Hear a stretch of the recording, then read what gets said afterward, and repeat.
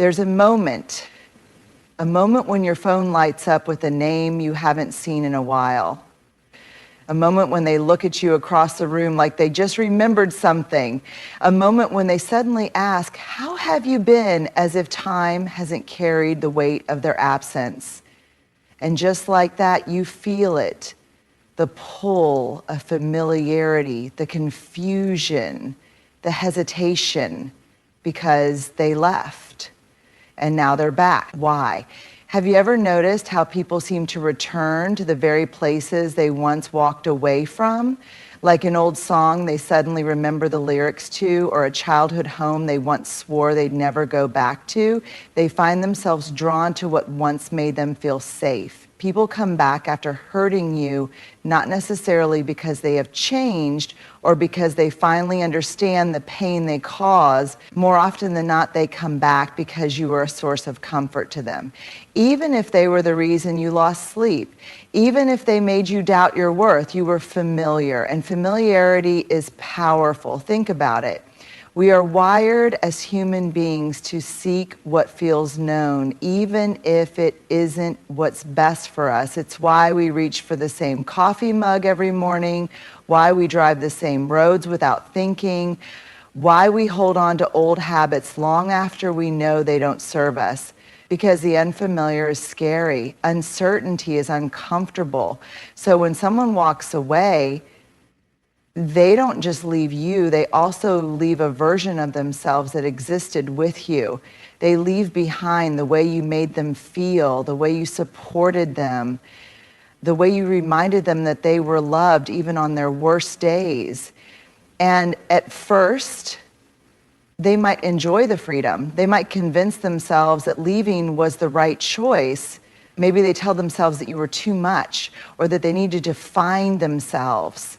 And so they step into the world expecting something better, something different, something more. But here's what they don't anticipate. The world isn't always kind. The world doesn't always nurture the parts of them that you did. The world doesn't hold space for their flaws the way you did. The world doesn't remind them that they are special, worthy, or important. And so one day, when things don't feel as exciting anymore, when they feel lonely, when they start questioning their choices, they think about you. They think about the warmth you offered. They think about how easy it was to be themselves around you. And suddenly that text is sent, that call is made, that, "Hey, how have you been?" appears out of nowhere. But here's the hard truth. Just because they come back doesn't mean they've changed. It doesn't mean they suddenly understand your value. Sometimes it just means they're craving the comfort of who you used to be to them. And that's not love. That's a cycle, a pattern of returning to what is familiar, even when it was mishandled. So the question isn't why did they come back? The real question is, do you want to be someone's comfort or do you want to be valued?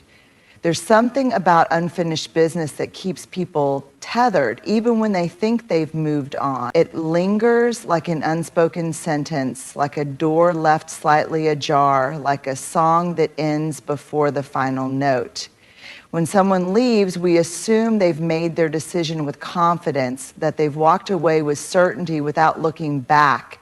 But that's rarely the case. People leave with loose ends. They leave with doubts they don't acknowledge. They leave questions unanswered, emotions unresolved. And sometimes they don't even realize it. At first, they distract themselves. They convince themselves they did the right thing, that they needed space, that they were meant for something different. Maybe they tell themselves that you'll be fine without them or that you'll always be there if they ever change their mind.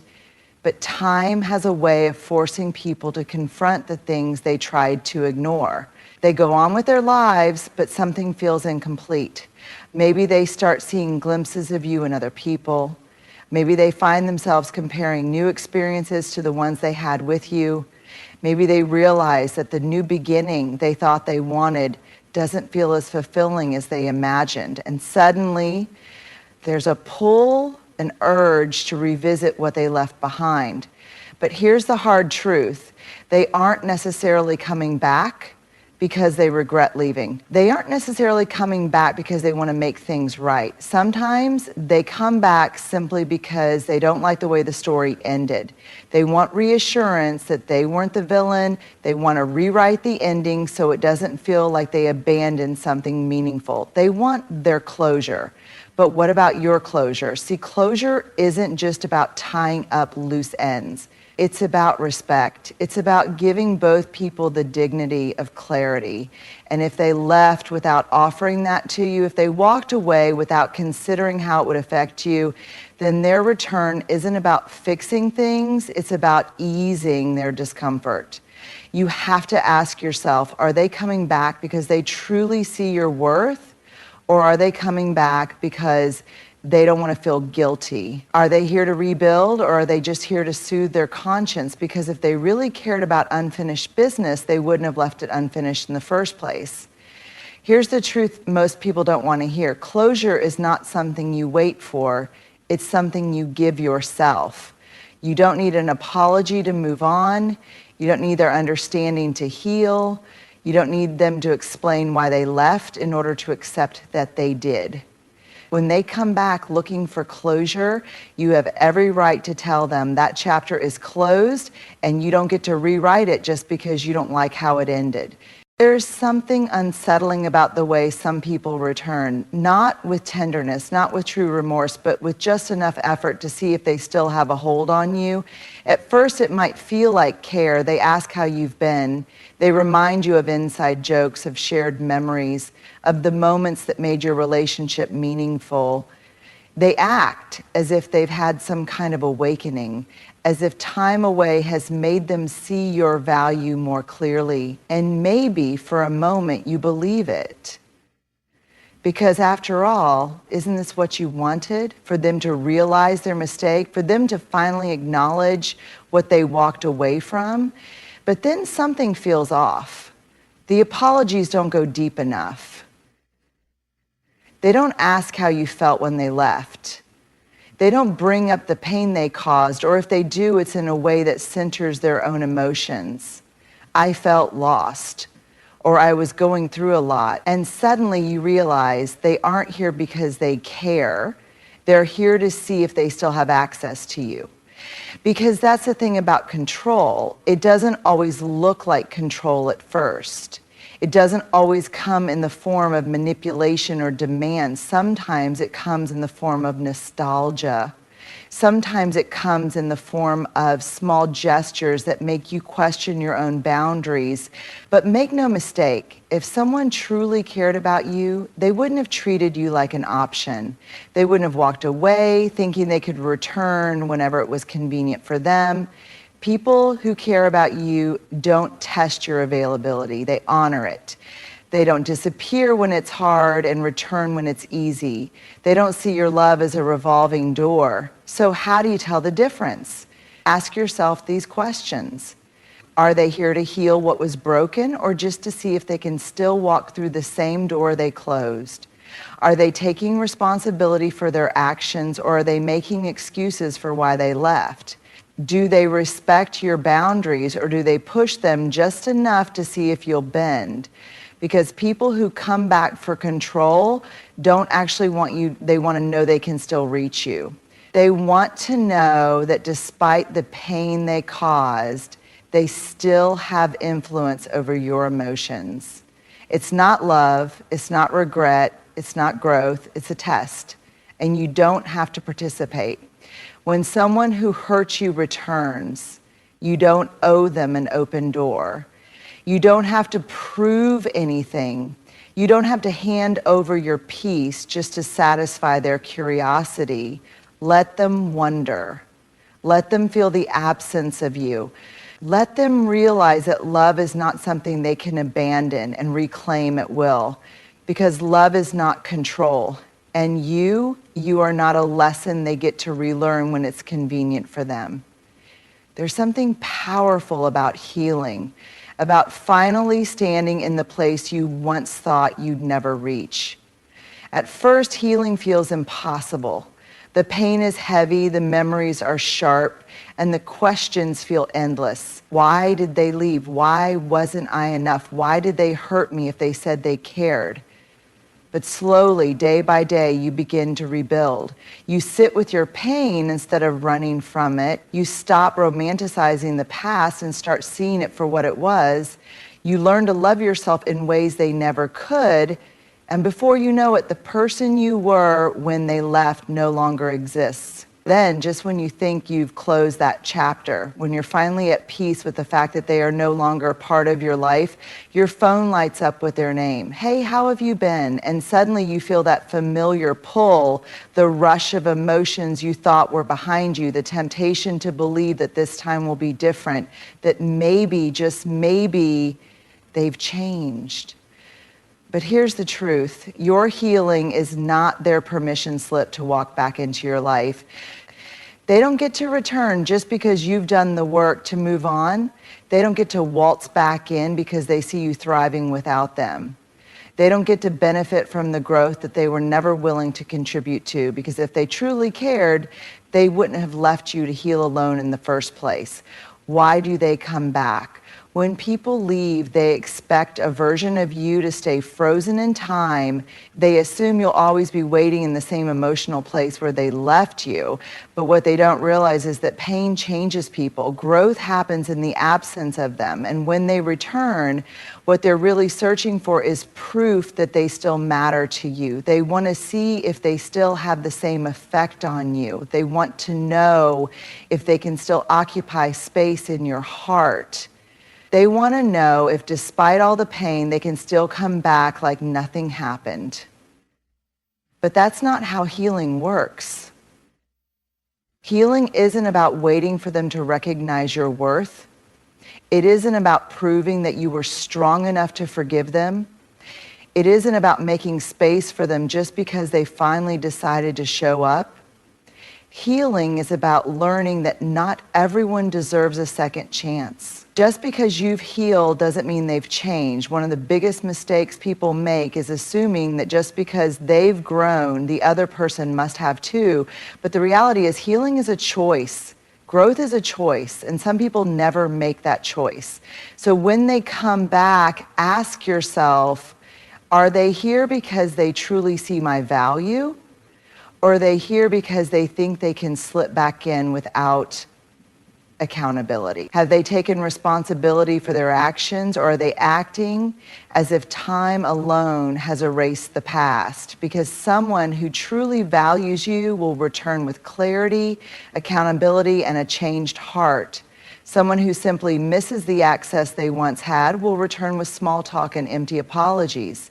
And you get to decide which one you entertain. You don't owe them an open door. It can be tempting to let them back in, to see where it goes, to test if this time will be different. But you don't have to do that. Your healing isn't an invitation. It's not a sign that you owe them forgiveness. It's not proof that you should be available to them again. You have every right to say, I've healed, but that doesn't mean you get to come back. I've moved on, and that means moving on from you too. I wish you well, but my peace is not a place you can return to. Because healing isn't about letting them back in. It's about realizing you no longer need them to stay whole. We've been taught that love is about saying yes. Yes, I'll be there for you. Yes, I'll forgive you. Yes, I'll give you another chance. But here's something we don't talk about enough. Love is also about saying no.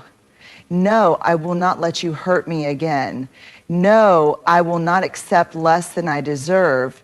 No, I will not sacrifice my peace just to make you comfortable. We grow up believing that love is about endless patience, about always keeping the door open, about understanding people even when they don't understand us. But the truth is, boundaries are an act of love too. Boundaries protect love. They honor love. They create the conditions where love can actually thrive instead of being drained, manipulated, or taken for granted. Why do boundaries feel so hard? If you've ever struggled to set boundaries, you're not alone. We fear that saying no will make us seem cold, selfish, or unkind. We worry that we'll push people away. And maybe at some point in your life, someone made you feel guilty for having limits. Maybe they called you too sensitive. Maybe they told you that love means accepting people no matter what. Maybe they only gave you affection when you were saying yes to them. So you learned to overextend yourself. You learned to say yes when you wanted to say no. You learned that love meant bending, accommodating, making yourself smaller so others could be comfortable. But here's what I need you to hear. Real love does not require self-sacrifice. Love that asks you to abandon yourself isn't love. It's dependency. Love that demands your silence isn't love. It's control. Love that only exists when you say yes isn't love, it's convenience. Boundaries are not walls, they are doors. There's a common misconception that setting boundaries means cutting people off, shutting people out, or building walls so high that no one can reach you. But boundaries aren't about disconnection. They are about clarity. A wall says no one is allowed in. A boundary says you may enter, but only with respect. Boundaries don't mean you stop loving people. They mean you love them in a way that doesn't destroy you in the process. You can still care about someone and say, I will not allow this behavior. You can still have history with someone and say, you don't get to treat me this way. You can still want the best for someone and say, you cannot be in my life unless you show up differently. Boundaries don't ruin relationships, they reveal which relationships were real to begin with. What happens when you start setting boundaries? When you start enforcing your boundaries, something interesting happens. Some people will respect them. They will step up. They will meet you where you are. They will show you through their actions that they truly value you. And some people will not. Some people will push back. They will call you selfish. They will try to guilt trip you, manipulate you, remind you of all the times you said yes before. They will accuse you of changing, of becoming someone different. And here's what you need to remember. The people who are most upset about your boundaries are the ones who benefited from you not having them. If someone truly cares about you, they will respect your limits. They will not demand unlimited access to your time, your heart, or your energy. They will understand that love is not about control, it's about choice. Boundaries are a form of self-respect. At the end of the day, boundaries are about one simple truth. I deserve to be treated with kindness, respect, and care. They are not about punishing others. They are not about proving a point. They are about protecting the love, peace, and joy you've worked so hard to build. So the next time someone tells you that love means sacrificing yourself, remind yourself, love without boundaries is not love. It's self-abandonment, and you are worth more than that. It's a strange thing when someone who once walked away suddenly returns, expecting to find the same version of you they left behind. They think time has stood still. They assume you've been waiting. They believe you're still caught in the same emotions, still longing for their presence, still willing to give them a place in your life. But here's the truth. You are not who they left. The person they abandoned, the person they hurt, the person they took for granted, that person does not exist anymore. And yet when they come back, they try to pick up exactly where they left off, as if nothing has changed, as if you haven't spent nights crying yourself to sleep, as if you haven't spent months rebuilding your self-worth, as if you haven't done the hard, painful, necessary work of healing. They want access to the same you they once knew, the one who would say yes, the one who would tolerate their inconsistency, the one who would shrink herself to fit the version of love they were capable of giving. But that you, she's gone. They think they know you, but they don't. The biggest mistake people make when they return is assuming that just because they once had a place in your life, they are automatically entitled to one again. But here's what they don't understand. The heartbreak they caused changed you. The nights of overthinking and self-doubt transformed you. The loneliness you endured forced you to grow in ways they will never comprehend. They left and you had no choice but to rebuild. They left and you had no choice but to become stronger. They left and you had no choice but to love yourself in the way they never did. And now they think they can just walk back in, that they can pick up where they left off, that they can press rewind instead of reset. No, because the version of you that once accepted breadcrumbs no longer exists. The version of you that made excuses for them no longer exists. The version of you that tolerated half love no longer exists. When they come back, let them meet the new you. It's tempting to let nostalgia fool you, to let their return stir up old feelings, old memories, old hopes. But remember, if they wanted to keep the old you, they should have stayed. Instead, let them meet the new you. Let them meet the version of you who doesn't settle. Let them meet the version of you who sets boundaries. Let them meet the version of you who understands that love is not about tolerating inconsistency, but about mutual effort, respect, and care. And when they realize that you are no longer the person they thought you were, when they see that you've outgrown them, when they recognize that they no longer have the same access to you, let them sit with that. Let them feel the weight of their choices, because you have evolved, you have healed, you have become someone stronger, wiser, and more whole. And if they can't meet you where you are now, if they can't honor the person you've become, then they don't deserve a place in your life, because you are not